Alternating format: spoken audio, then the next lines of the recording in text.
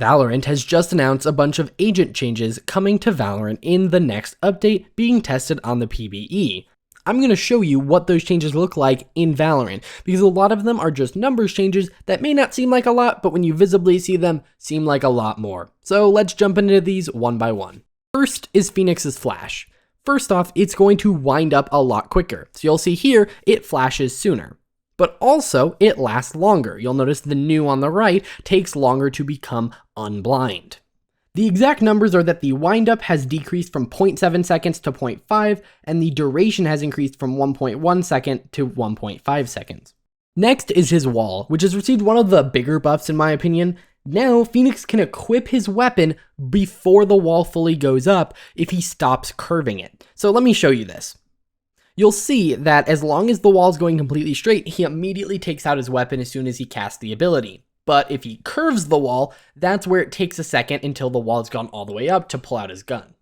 Now, this footage I'm about to show you is Phoenix's current ult, and it has received some changes. So currently, when he dies, he loses all of his shields. So if he started his ult at 150 health, he would lose the 50 shield and go back up to 100. Now, if he starts the ult at 150, he will end the ult at 150. But if he starts the ult at 124, so 24 shield, then he will return with 124. So it lets him keep his shield even if he gets killed in his ult, so you don't kind of take this 50 points of damage in order to ult. I think it's a great change. But Phoenix isn't the only one who got some buffs. Yoru also got some buffs, including his ultimate. So currently how it is in-game, his ult normally lasts 10 seconds. Now it will last 12, which may not seem like a lot, but in a game of Valorant where there are only so many seconds in a round, 12 seconds compared to 10 can be a lot, and you can kind of see the difference here.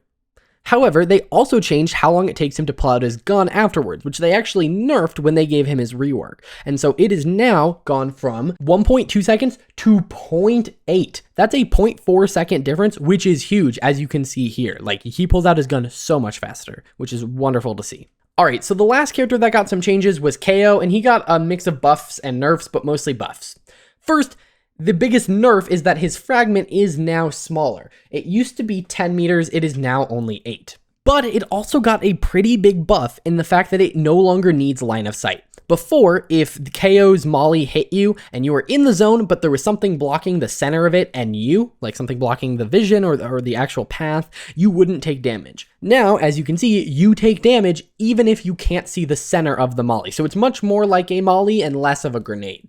And the last thing involves KAYO's ult. So before there would be a sound effect as people were reviving KAYO. Now that is only going to be for allies. Now there will still be a sound effect when they start reviving KAYO, but how it is currently, you can tell if they are actively doing it. So you can't just like tap KAYO like you would tap the bomb, but now you will be able to. Enemies will only hear when you start the revive. They won't be able to hear throughout the entire thing, but your allies will still be able to hear throughout the entire thing. So that's a useful change. Didn't really get a way to record that because that requires 3 people. Couldn't get a hold of those people right now. But yeah, that's really awesome. I think these are all really great changes. I do think it's a little weird to have Phoenix being buffed and KAYO when KAYO is one of the biggest competitors to Phoenix right now. But overall, I think they're great. KAYO's are mostly quality of life where it's more obvious what his abilities are doing. And Phoenix and Yoru got some much needed changes to bring them up a little bit in power level. Now, will this make them compete with Jett and Raze? I'm not sure, but it's really great to see. Either way, I want to know all of your guys' thoughts about this in the comments down below. If you enjoyed this video and like this style of video, hit that like button, subscribe. I will see you in the next one.